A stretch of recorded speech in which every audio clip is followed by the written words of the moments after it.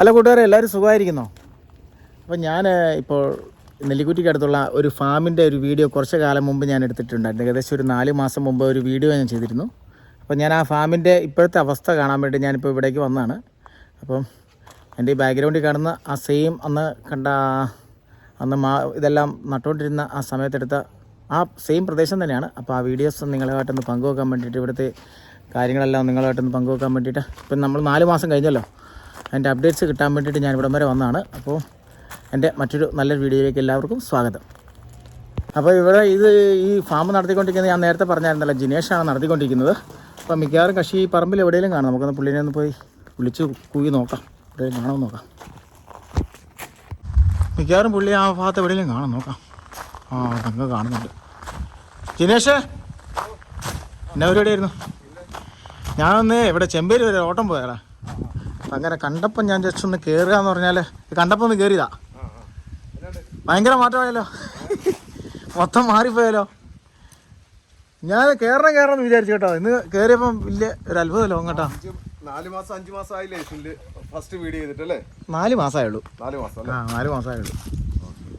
എന്നാണ്ട് വിശേഷം? നന്നായി പോന്നു.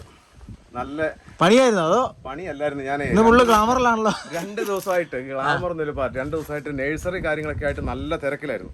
അപ്പോൾ അതുകൊണ്ട് പറമ്പിലേക്ക് അങ്ങനെ ശ്രദ്ധിക്കാൻ കഴിഞ്ഞില്ല. അപ്പോൾ ഇപ്പോൾ നഴ്സറിയിൽ ആളില്ലാത്ത ഒരു സമയം നോക്കി ജസ്റ്റ് ഒന്ന് പറമ്പിൽ കൂടി വട്ടം കറങ്ങാലോ എന്ന് ഓർത്തിട്ട് ഇറങ്ങിയേ ഉള്ളൂ. ഓക്കെ നന്നായിട്ടുണ്ട് കേട്ടോ. ഓക്കെ എടാ, നീ എപ്പോഴാ ഈ ചേനയൊക്കെ നട്ടത്? അന്ന് ചേനയില്ലായിരുന്നല്ലോ. ചേന നട്ടിട്ട് 3 മാസമായി. 3 മാസമായുള്ളൂ? 3 മാസമായി ചേന നട്ടിട്ട്. പിന്നെ അടിയിൽ കിഴങ്ങുണ്ടാവുമോ? തീർച്ചയായിട്ടും ആയിട്ടുണ്ടാവും അല്ലേ? ആയിട്ടില്ല, 6 മാസം വിളവുണ്ടല്ലോ ചേനയ്ക്ക്. അതെല്ലേ? ഏകദേശം 1000-ഓളം ചേന ഉണ്ട് ഇതിനകത്ത്. ഉണ്ടല്ലേ? 1000-ഓളം ചേനയുടെ വിത്ത്, ഏകദേശം ഒരു 2000-ഓളം ചേനയുടെ വിത്ത് ഇതിനകത്ത് നട്ടിട്ടുണ്ട്, ചെറുത്. അപ്പോൾ 2 വർഷം കഴിയുമ്പോൾ പറിക്കാൻ പറ്റും നമുക്ക്. അടിപൊളിയാണല്ലോ. ഇനിയിപ്പോൾ മഴ വരാൻ തുടങ്ങിയോണ്ടിരിക്കുമ്പോൾ അധികം നനയ്ക്കേണ്ടി വരില്ല. പക്ഷേ കഴിഞ്ഞ ഒരു 1.5 മാസക്കാലം ഈ കടും വേനലിൽ, ഇത്രയും കടും വേനലുണ്ടായിട്ട് ഞാൻ ഈ പറമ്പിനെ വിട്ട് ഞാൻ പോയിട്ടില്ല. ഞാൻ രാത്രിയിൽ അലാറം വെച്ച് എണീറ്റ് ഓരോ മണിക്കൂർ മാറ്റി സ്പ്രിങ്കിൾ ഇട്ട് നനച്ചിട്ടാണ് ഈ പറമ്പിനെ ഞാൻ പിടിച്ചു നിർത്തിയത്. അതെല്ലേ? ഞാൻ 2 ആഴ്ച മുമ്പുണ്ടല്ലോ ഒന്ന് ഇതിലേ വന്നായിരുന്നു. ഞാനിട്ട് ഇവിടെ കൂയിട്ട് പോയി. എന്നാ നീ എവിടെ പോയി? ഞാൻ മറ്റെവിടെയെങ്കിലും പോയതായിരിക്കും. വാഴയൊക്കെ മൂത്തോടാ? അത് വാഴ ഇപ്പൊ ഏകദേശം 1.5 മാസം കഴിഞ്ഞ് വാഴ കൊലച്ചിട്ട്. ഇത് മഞ്ചേരിക്കുള്ളൻ ഇനത്തിൽപ്പെട്ട വാഴയാണ്. 2 മാസം കൂടെ കഴിഞ്ഞാൽ ഈ കൊല വെട്ടാം. അതായത് ഈ മഞ്ചേരിക്കുള്ളൻ എന്ന് പറഞ്ഞാൽ ഏത്തൻ തന്നെയല്ലേ? ഏത്തവാഴയില് ഒരു ഐറ്റമാണ് മഞ്ചേരിക്കുള്ളൻ. അത് ഹൈറ്റ് വളരെ കുറവാണ്. അതുകൊണ്ട് വലിയ തൂണ് കൊടുക്കേണ്ട ആവശ്യമോ കാറ്റ് പിടിക്കല്ലോ കാര്യങ്ങളൊന്നും ഉണ്ടാവില്ല. ആവറേജ് ഒരു 10 കിലോ 12 കിലോ ആവറേജ് റേഞ്ച് കൊലയുണ്ടാവും. എത്രയുണ്ട് നിനക്ക് ഇവിടെ ഇതിന്റെ തോട്ടം? ഇവിടെ ഏകദേശം എനിക്ക് ഒരു 1000 വാഴകളുണ്ട്. മഞ്ചേരിക്കുള്ളൻ മലയോര മേഖലയിലെ കൃഷിക്കാർക്കും കേരളത്തിലെ കൃഷിക്കാർക്കും ധൈര്യമായിട്ട് കൃഷി ചെയ്യാൻ പറ്റുന്ന ഇനമാണ്. ഏറ്റവും അധികം പഴത്തിന് ടേസ്റ്റ് ഉള്ളതും പഴത്തിന് ടേസ്റ്റ് ഉള്ളതും മഞ്ചേരിക്കുള്ളനാണ്. എടാ ജിനേഷേ, എടാ നമുക്ക് ഇപ്പൊ ഞാനൊരു സംശയം ചോദിക്കാം. നമ്മുടെ ഇവിടെ കാലി സ്ഥലങ്ങളൊക്കെ കിടക്കൂലേ പല സ്ഥലത്തും? കൃഷി ചെയ്യാതെ ഇഷ്ടം പോലെ സ്ഥലം ഉണ്ടാവുമല്ലോ. തീർച്ചയായിട്ടും. വെള്ളം ഉണ്ടോന്ന് എനിക്കറിയില്ല, പക്ഷെ അങ്ങനെയുള്ള സ്ഥലത്തൊക്കെ നമുക്ക് ഇങ്ങനെ മനോഹരമാക്കി എടുക്കാൻ പറ്റൂടാ? തീർച്ചയായിട്ടും. നമുക്ക് അധ്വാനിക്കാനുള്ള ഒരു മനസ്സും ആരോഗ്യവും ഉണ്ടെങ്കിൽ തീർച്ചയായിട്ടും മനോഹരമാക്കാം. എൻ്റെ ഒരു അഭിപ്രായത്തിൽ ഗവൺമെൻറ്റുകൾ കുറേ കൂടി കൃഷിക്കാർക്ക് ഉപകാരപ്രദമായ രീതിയിൽ അത്തരം സഹായങ്ങൾ കൊടുക്കുകയും അത് കൊടുത്തിട്ട് അവർ കൃഷി ചെയ്യാൻ താല്പര്യപ്പെടുന്നില്ലെങ്കിൽ അവരുടെ പേരിൽ കേസെടുക്കണം എന്നുള്ള അഭിപ്രായക്കാരനായിരുന്നു. ഇപ്പം ഞാനൊരു വാഴ വെച്ചു, ആ വാഴ വെച്ചു, അതിൻ്റെ കൊല വെട്ടി ഞാനൊരു കടയിൽ കൊണ്ട് കൊടുത്തു, അതിൻ്റെ പൈസ ഞാൻ വാങ്ങി, ഞാൻ എൻ്റെ ദൈനംദിന കാര്യം നടത്തുന്നു, അതെൻ്റെ കാര്യം. പക്ഷെ ഞാൻ ആ വാഴ വെച്ചത് കൊണ്ടാണ് ടിനിൽ 1 കിലോ വാഴപ്പഴം ആ കടയിൽ നിന്ന് വാങ്ങാൻ പറ്റുന്നത്. അത് ശരിയാണ്. അങ്ങനെ ചിന്തിക്കുന്ന ഒരു സമൂഹം ഉണ്ടാവണം. കാരണം ഇവിടെയൊക്കെ ഓരോരുത്തർ പറയുന്നത് അന്യ സംസ്ഥാനത്ത് നിന്ന് സാധനങ്ങൾ വരുമെന്നല്ലേ പറയുന്നത്. തമിഴ്നാട്ടിൽ കൃഷി ചെയ്യുന്നുണ്ടല്ലോ എന്ന് പറഞ്ഞ ആളുകളൊക്കെ ഉണ്ടായിരുന്നു. പറഞ്ഞ ഭരണാധികാരികൾ വരെ നമുക്ക് ഉണ്ടായിട്ടുണ്ട്. കഷ്ടം എന്നല്ലാതെ ഒന്നും പറയാനില്ല. ഒരു കോവയ്ക്ക പറിച്ചു തന്നു ഇവിടുന്ന്. നല്ല ടേസ്റ്റ് ഉണ്ട്. ഷുഗറിനൊക്കെ അടിപൊളി. എനിക്ക് ഇച്ചിരി ഞാൻ ഡയബറ്റിക് ആയതുകൊണ്ടേ ഏറ്റവും അടിപൊളിയാണ്. അവിടെ വിഷമൊന്നും അടിക്കാത്ത ഇതായതുകൊണ്ടുള്ള സൂപ്പർ ടേസ്റ്റ് ഉണ്ട്. ഇതുണ്ടോ എൻ്റെ ബാക്ക്ഗ്രൗണ്ട് കണ്ടോ? റംബൂട്ടാൻ കിടക്കുന്നു ഇഷ്ടം പോലെ. അടിപൊളി. അങ്ങ് ചോന്നിട്ടില്ല, നല്ലോണം മൂത്തു അല്ലേ? ജിനേഷ്, ഒരു കാര്യം ചോദിച്ചോട്ടെ. സാധാരണ വലിയ ഇപ്പം പണിയെടുക്കാനൊന്നും ആളെ കിട്ടാറില്ല. നമുക്ക് അങ്ങോട്ടൊന്നും ഒരു കൂലിപ്പണിക്ക് വിളിച്ചാൽ പോലും കിട്ടുന്നില്ല. വളരെ കുറവാണല്ലോ.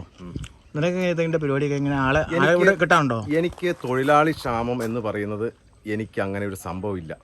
എനിക്ക് മലയാളികൾ തന്നെയാണ് എനിക്ക് എല്ലാവരും. ഇതിന് ചുറ്റുപാടുള്ള ചേച്ചിമാരും ചേട്ടന്മാരും ഒക്കെ തന്നെയാണ് എനിക്ക് പണിയെടുക്കുന്നത്. ഞാൻ ഒരിക്കലും പണിയെടുക്കുന്നവരെ പണിക്കാരായിട്ട് ഞാൻ അവരെ കാണാറില്ല. അതാണ് എൻ്റെ കൂടെ പണിയെടുക്കാൻ താല്പര്യം കാണിക്കുന്നതിൻ്റെ ഒരു പ്രധാനപ്പെട്ട കാരണം. പിന്നെ മറ്റൊരു കാരണം, നന്നായിട്ട് കൃഷി ചെയ്യുന്ന കൃഷിയിടങ്ങളിൽ പണിയെടുക്കാനായിട്ട് പണിയാൻ പോകുന്നവർക്ക് താല്പര്യമുണ്ടെന്നാണ് ഞാൻ മനസ്സിലാക്കുന്നത്. നമ്മുടെ ചെക്കൻ പറഞ്ഞു മുകളിലോട്ട് കയറി കഴിഞ്ഞാൽ ഭയങ്കര വ്യൂ ഉണ്ട്, അങ്ങോട്ട് മുകളിലോട്ട് കയറി പോകുന്നൊക്കെ ദൈവം കയറാൻ പറ്റുന്നില്ല. നോക്കട്ടെ ഈശ്വരാ. നമ്മുടെ ചെക്കൻ പറഞ്ഞോണ്ട് ഞാൻ ഇങ്ങോട്ടൊന്ന് കയറിയതാ. വളരെ മനോഹരം കേട്ടോ, മൊത്തം കാണാൻ പറ്റും ഇവിടുന്ന്. റംബൂട്ടാനൊക്കെ ഇഷ്ടം പോലെ കിടപ്പുണ്ട്. ദിനേശേ വേറെ കാര്യം ചോദിച്ചോട്ടെ. റംബൂട്ടാൻ മാത്രമല്ല, ഇതിൻ്റെ അകത്ത് 75 ഇനം ഫ്രൂട്ട്സുകൾ, വിദേശവും സ്വദേശവുമായിട്ടുള്ള 75 ഇനം ഫ്രൂട്ട്സുകൾ ഇതിൻ്റെ ഓണർ സാർ അബ്രഹാം സാറ് ഇതിൻ്റെ അകത്ത് കൃഷി ചെയ്തിട്ടുണ്ട്. വളരെ എന്താ പറയുക, വളരെ കൃഷിയോട് വളരെ താല്പര്യമുള്ള ആത്മാർത്ഥതയുള്ള ഒരു മനുഷ്യനാണ് അബ്രഹാം സാർ. അതെ അല്ലേ? തീർച്ചയായിട്ടും. സാറ് നേവിയിൽ നിന്ന് റിട്ടയർ ആയത്. സാറിൻ്റെ മകനും നേവിയിലാണ് ജോലി ചെയ്യുന്നത്. സാറിൻ്റെ ഒരു പേഴ്സണൽ കാര്യവുമായി ബന്ധപ്പെട്ട് സാറിന് എറണാകുളത്ത് വീടുള്ളത് കൊണ്ട് സാർ അവിടെ താമസിക്കുന്നു. സാർ ഇങ്ങോട്ടേക്ക് ഒരു 15 ദിവസത്തിലൊരിക്കൽ വരാറുണ്ട്.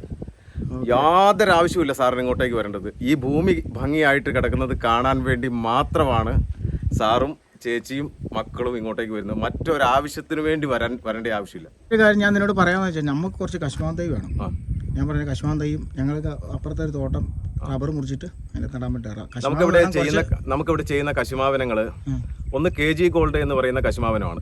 അത് ഈ വർഷം സംസ്ഥാന ക്യാഷ്യൂ ബോർഡിൻ്റെ അംഗീകാരം കിട്ടിയ, അത് കണ്ടുപിടിച്ച കൃഷിക്കാരൻ എൻ്റെ പിതാവാണ്. പപ്പയുടെ പേര് ജോർജ് കാളിയാനി എന്നാണ്. പപ്പയുടെ പേരിലാണ് കശുമാവുള്ളത്. കാളിയാനിയിൽ എന്നുള്ള വീട്ടുപേരിൻ്റെ കെയും ജോർജ് എന്നുള്ളതിൻ്റെ ജിയും കൂടി കൂട്ടിച്ചേർത്ത് KG ഗോൾഡ് എന്ന പേരിലാണ് അതിൻ്റെ രജിസ്ട്രേഷൻ നടന്നിരിക്കുന്നത്. ക്യാഷ്യൂ ബോർഡിൻ്റെ ചെയർമാൻ ഏകദേശം 1 മാസം മുമ്പാണ് അത് കണ്ടുപിടിച്ച കൃഷിക്കാരൻ എന്നുള്ള നിലയ്ക്ക് എൻ്റെ പിതാവിനെയും അതുപോലെ തന്നെ ആ കശുമാവിനെയും ആദരിച്ച് മണ്ണുത്തിൽ വെച്ച് അതിൻ്റെ അവാർഡ് കൊടുത്തത്. 1000 തൈക്കാണ് അതിൻ്റെ ഓർഡർ. പക്ഷേ നിർഭാഗ്യവശാൽ അത്രയും കമ്പുകൾ, ഗ്രാഫ്റ്റ് ചെയ്യാനുള്ള കമ്പുകൾ നമ്മുടെ കൈവശം ഇല്ലാത്തതുകൊണ്ട് കൃഷിക്കാർ വളരെയധികം നിരാശയില്ല. ആ നിരാശപ്പെടുത്താതെ എനിക്ക് യാതൊരു നിവൃത്തിയില്ല. കാരണം കമ്പില്ല. കമ്പില്ലാതെ നമ്മൾ എങ്ങനെ ഗ്രാഫ്റ്റ് ചെയ്യും? ഒരു ദിവസം നമുക്ക് കുറച്ച് തൈ ഒരു മാർഗ്ഗമില്ല, തരാണ്ടിരിക്കാൻ പറ്റുമല്ലോ. അങ്ങനെ വളരെ വേണ്ടപ്പെട്ടവർക്ക് വേണ്ടി ഞാൻ വളരെ പേഴ്സണലായിട്ട് തൈ മാറ്റി വെച്ചിട്ടുണ്ട്. അത് കുറച്ചുണ്ട്. അത് 65 കശുവണ്ടിക്കാണ് 1 കിലോ. കേരളത്തിലെ കശുമാവിൻ്റെ മേഖലയിലെ ഒരു വിപ്ലവമായിട്ട് വരും വർഷങ്ങളിൽ ആ കശുമാവ് മാറും. 65 കശുവണ്ടിക്ക് 1 കിലോ എന്ന് മാത്രമല്ല, വളരെയധികം ഒരു 10-25 പ്രത്യേകതകൾ മറ്റ് കശുമാവ് ഇനവുമായിട്ട് താരതമ്യം ചെയ്യുമ്പോൾ അതിനുള്ളത് കൊണ്ടാണ് അത്തരത്തിൽ അത് കണ്ടുപിടിച്ച കൃഷിക്കാരനും ആ കശുമാവിനും അങ്ങനെ ഒരു അംഗീകാരവും അവാർഡും കിട്ടിയത്. ഇത് പെട്ടെന്ന് കേടായി പോകുന്ന കശുമാവായിരിക്കും. അതിന് ഒത്തിരി പ്രത്യേകതകളൊന്നും. അതിൻ്റെ നീരിന് കയ്പ്പ് രസമാണ്, അതുപോലെ തന്നെ പഴത്തിന് മധുര കയ്പ്പ് രസമാണ്. ആ കാരണങ്ങൾ കൊണ്ട് തേയിലക്കൊതുകിൻ്റെ ആക്രമണം വളരെ കുറവാണ്. തണ്ടുതുരപ്പം പുഴുവിൻ്റെ ആക്രമണം വളരെ കുറവാണ്. ഡിസംബറിൽ തന്നെ അതിൻ്റെ കായ്ഫലം ആരംഭിക്കും.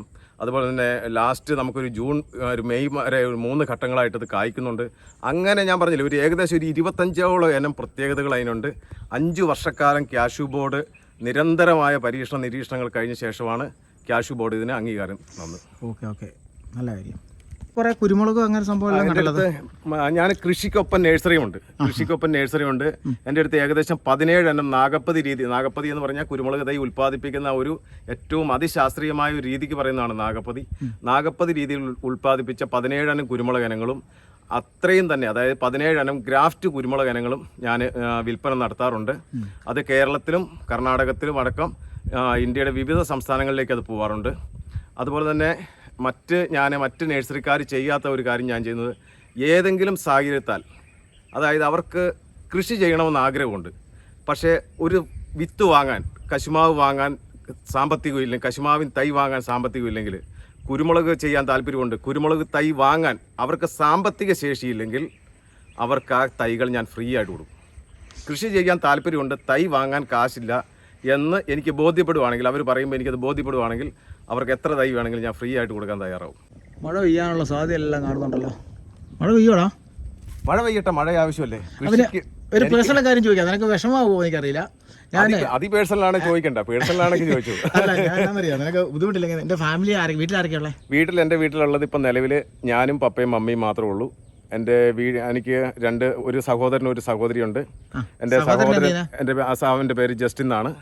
അവന് ഫാമിലി ആയിട്ട് അവനും എൻ്റെ വൈഫും 2 ആൺകുട്ടികളാണ് അവനുള്ളത്. അവൻ കുവൈറ്റിലാണ്, നേഴ്സിംഗ് മേഖലയിലാണ് രണ്ടുപേരും ജോലി ചെയ്യുന്നത്. പിന്നെ എൻ്റെ പെങ്ങള് MSMI കോൺഗ്രിഗേഷനിലെ ഒരു സിസ്റ്ററാണ്. ഒപ്പം തന്നെ ആള് ടീച്ചറും കൂടിയാണ്. മറ്റത്തൂർ കോൺവെന്റിലാണ് നിലവിൽ സേവനം ചെയ്യുന്നത്. അവിടെ ടീച്ചറും കൂടി. തൃശ്ശൂർ ജില്ലയിൽ മറ്റത്തൂർ കോൺവെന്റിലാണ്.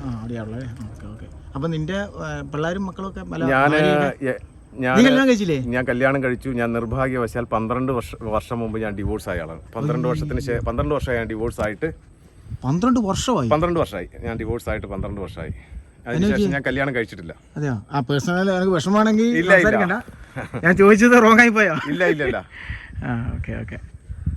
അപ്പോൾ ഇനി കല്യാണം കഴിക്കാൻ പരിപാടിയൊന്നും ഇല്ല? അതോ കൃഷി തന്നെയാണ് ഫുൾ ടൈം? ഇല്ല, ഞാൻ കല്യാണം കഴിക്കണ്ട എന്നൊരു തീരുമാനത്തിലായിരുന്നു ഞാൻ ഉണ്ടായിരുന്നത്. പക്ഷെ ഞാൻ ഈ കഴിഞ്ഞ ഒരു വർഷം കൊണ്ട് എൻ്റെ ഒരു മനസ്സ് മാറ്റി ഞാൻ കല്യാണം കഴിക്കണമെന്ന് 100% ഞാൻ ആഗ്രഹിക്കുന്നുണ്ട്. ഞാൻ അതിനുവേണ്ടി ശ്രമിക്കുന്നുണ്ട്.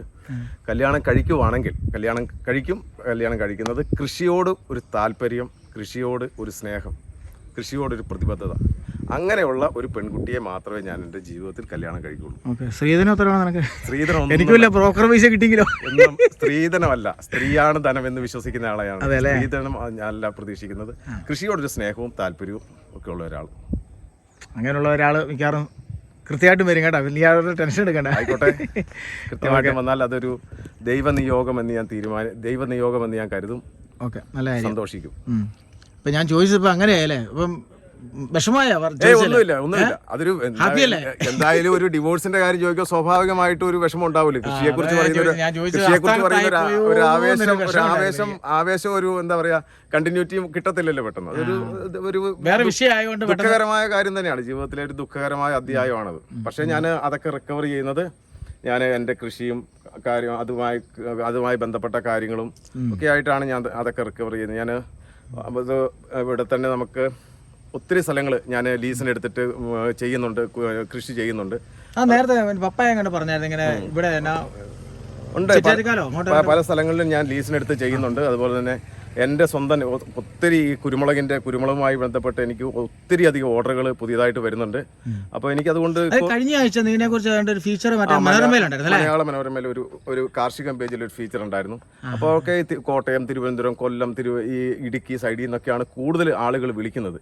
അപ്പോൾ എനിക്ക് അത് കൊറിയർ അയച്ചു കൊടുക്കൽ പ്രായോഗികമല്ല. കൊറിയർ അയക്കലോ ഡെലിവറിയോ പ്രായോഗികമല്ല. ഞാൻ ആർക്കും സഹായിക്കാൻ പറ്റുന്ന ഒരു പെൺകൊച്ചിനെ കിട്ടിയാൽ സന്തോഷമല്ലേ?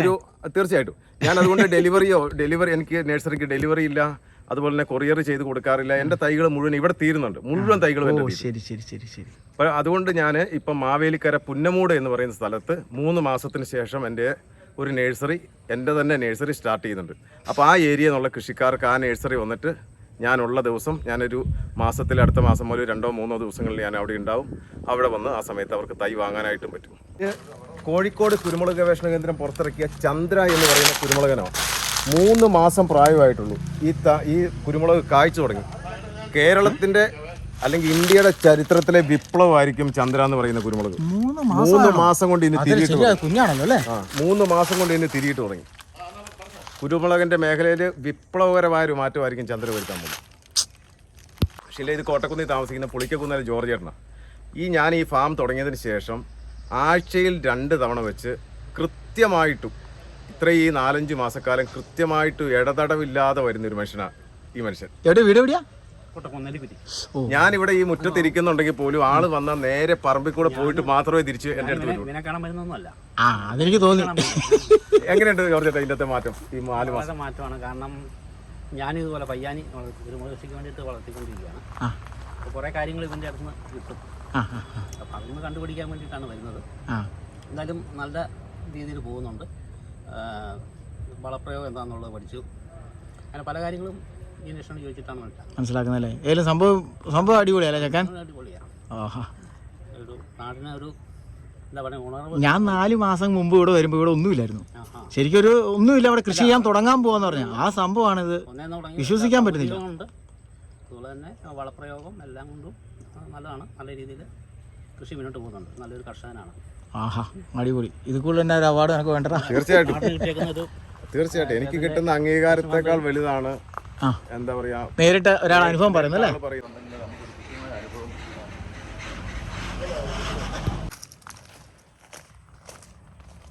ഇനി കുഞ്ഞുമാൻ പറഞ്ഞതിലാ മറ്റേ ചേട്ടൻ ചേട്ടാ ഇത് എങ്ങോട്ടാ കൊണ്ടുവന്നേ ചേട്ടാ? ഇത് എങ്ങോട്ടാ കൊണ്ടുവന്നേ? ഞങ്ങൾ അലക്സ് അലക്സ് നഗർ നിന്ന്. ഒരു കൂടിനകത്ത് വെച്ചാൽ 250 രൂപ. ചേട്ടനിപ്പോ ഒന്ന് തരണം. അതാണ് അതിന്റെ ആമസോണിലെ വില. ഇതിപ്പോ ഒരു ചെറിയനെ നല്ല ടേസ്റ്റ് ആയിട്ട്. ഇതിന്റെ പേരെന്താണ് എനിക്കറിയില്ല. അതൊരു ചീനിക്കിഴങ്ങിന്റെ ഇതിൽ പെട്ടതാണ്, വർഗത്തിൽപ്പെട്ട ഒരു ചെടിയാണ്. അത് നല്ല കാണുമ്പോഴും നല്ലൊരു സുഖം, ചീര പോലെ കറി വെക്കാം. പിന്നെ നല്ല കളറ്. പിന്നെ ഇതിന് കിഴങ്ങുണ്ട്, ഒരു ചെറിയ തേങ്ങയുടെ വലിപ്പമുണ്ട് ഇതിന്റെ കിഴങ്ങ്. 2 മാസം കൊണ്ട് തന്നെ ഇതിന് 100 ആകും, പൊടിയാകും. നല്ല അടിപൊളി ടേസ്റ്റ് ആ സാധനം. സന്ധ്യ ആയിക്കൊണ്ടിരിക്കുക, മഴ പെയ്യാനുള്ള സാധ്യതയുണ്ട്. അതുകൊണ്ട് തൽക്കാലത്തേക്ക് ഞാൻ നിർത്തുവാണ് കേട്ടോ. അപ്പോൾ ഇനി തിരിച്ച് വീട്ടിലും പോകണം. ചെമ്പേരിക്ക് ഒരു ഓട്ടം വന്നാ, അപ്പം അതിലൂടെ കാണാനും പറ്റി. അപ്പം നിങ്ങൾക്ക് ഇഷ്ടപ്പെട്ടെങ്കിൽ ഈ വീഡിയോ മറ്റുള്ളവർക്കൊക്കെ ഒന്ന് ഷെയർ ചെയ്ത് കൊടുക്കുക. ഓക്കെ, ചാനലൊക്കെ ഒന്ന് സബ്സ്ക്രൈബ് ചെയ്യണം. നിങ്ങൾ ഇഷ്ടപ്പെട്ടെങ്കിൽ ലൈക്ക് ചെയ്യുക. നിങ്ങളുടെ അഭിപ്രായങ്ങൾ നിർദ്ദേശങ്ങളൊക്കെ കമൻറ്റ് ബോക്സിൽ രേഖപ്പെടുത്തുക. അപ്പോൾ tata, bye bye. Okay, see U.